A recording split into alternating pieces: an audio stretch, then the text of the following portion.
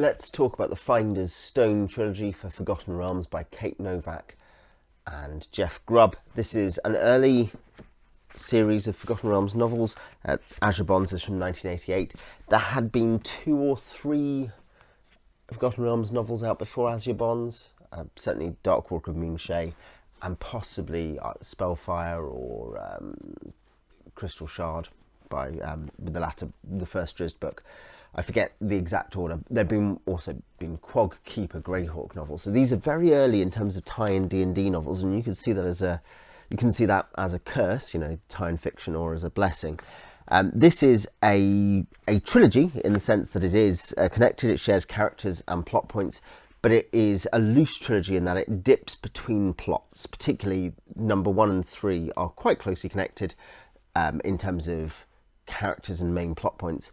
Number 2 is sort of deals with a bunch of quite important stuff that comes in 1 and 3, but is in a slightly different place with slightly different people. This was the early Malazan. I'm joking.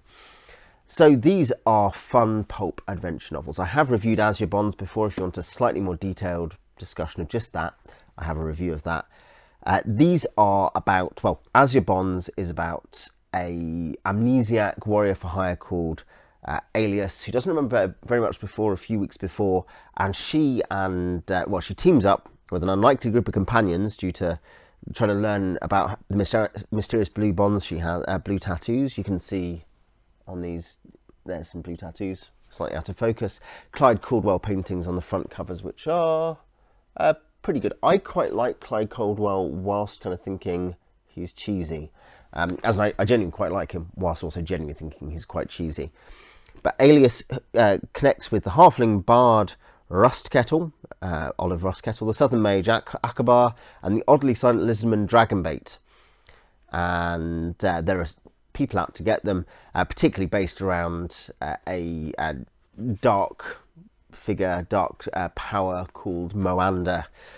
And this one is probably the best of the 3. I'll get on to that, but probably the best of the 3. It is just good, solid pulp adventure.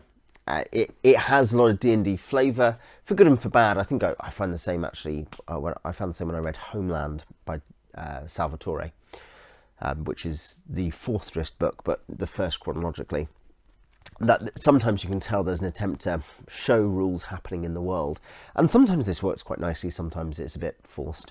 But generally speaking, it's just a pacey, fun novel with respectable, or rather acceptable writing. Quite good characters, actually, in terms of the character work, particularly over the 3 books, is quite interesting. There's a real desire to have nuanced, non-flat characters who develop and become different by the end. There is a lot of good magical daring do. There are things I should say. I'm somewhat saying, the D&D rules tie-ins are okay at best. The feel of an adventuring party, if you want to think about like some of the ways D&D can work, the adventuring party stuff is quite fun. Like there's an interesting dynamic. But yeah, generally speaking, it's just good adventure. Alias is a good character in this book. Dragonbait is great. Olive Rustkettle is great. Akabar, the mage, are again really strong in this book, and they are just basically very interesting, fun characters doing an exciting, pulpy adventure. The second book goes off with a minor character from the first book, aided chiefly by Olive Rustkettle, and they are trying to sort out things to do with the Wyvern Spur family, heirlooms and history. And yeah, you've got that. That is Gyogi and Olive. And this is quite different in feel, as in because Gyogi is both he and Olive are funny characters. I don't mean that in a bad way.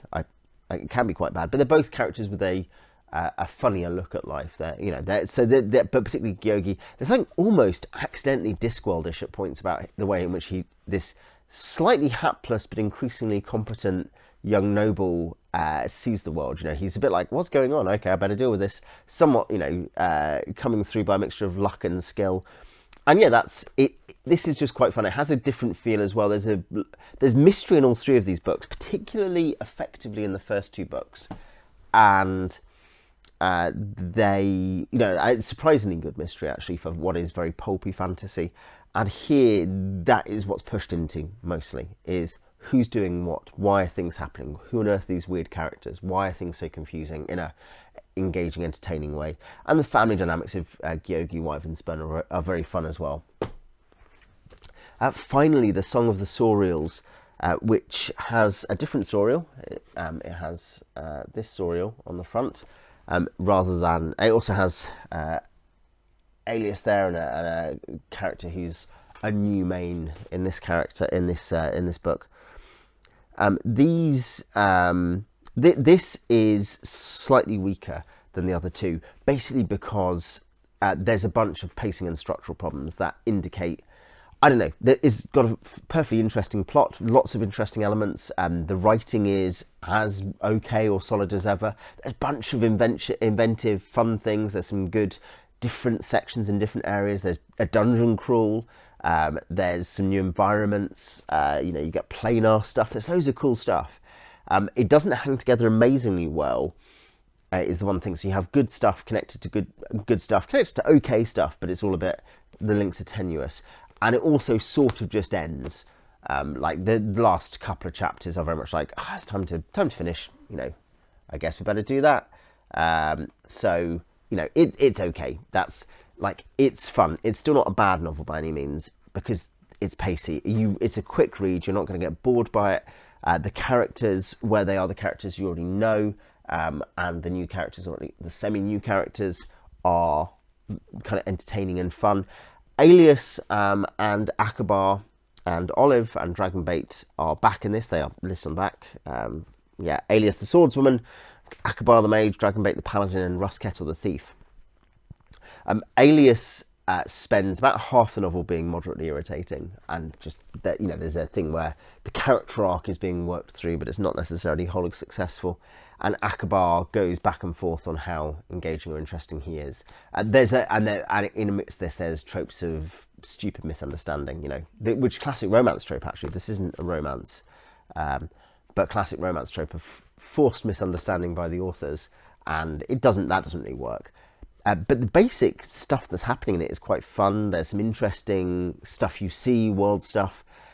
It is a step down from the first two, even though the actual conclusion is actually quite satisfying, moderately. Well, I said that, sorry. The conclusion in terms of the writing just ends. It's not super satisfying. But what actually happens, what you're aware has happened, in terms of how the character arcs are tied off and how things resolve, even with that caveat of is not executed perfectly in the last few chapters, it is a satisfying conclusion to the trilogy. So yeah, I think they are, they are basically, there are two reasons you're going to read these. One is just you like Forgotten Realms novels. These are Forgotten Realms novels. They have interesting Forgotten Realms-y things in it, and they have very distinct Realms feel, I would say. The other reason to read them is if you just like decent pulp fantasy you can read quickly. They're each, I mean, Azure Bonds is like 370 pages, but the other two are shorter. They're like 310 each in these sort of mass markety sized. They are UK mass market sized. But yeah, I would say if you like solid pulp fantasy that you can just read quickly and enjoyably, and that is throwing stuff at you, and that has a, generally speaking, upbeat and enjoyable kind of let's enjoy ourselves attitude, then I'd recommend them. They're not going to blow your mind or change your world. Anyway, if you've read these, tell me what you think in the comments, or if you've read other Forgotten Realms fiction, tell me what your favourite stuff in that is. Till next time.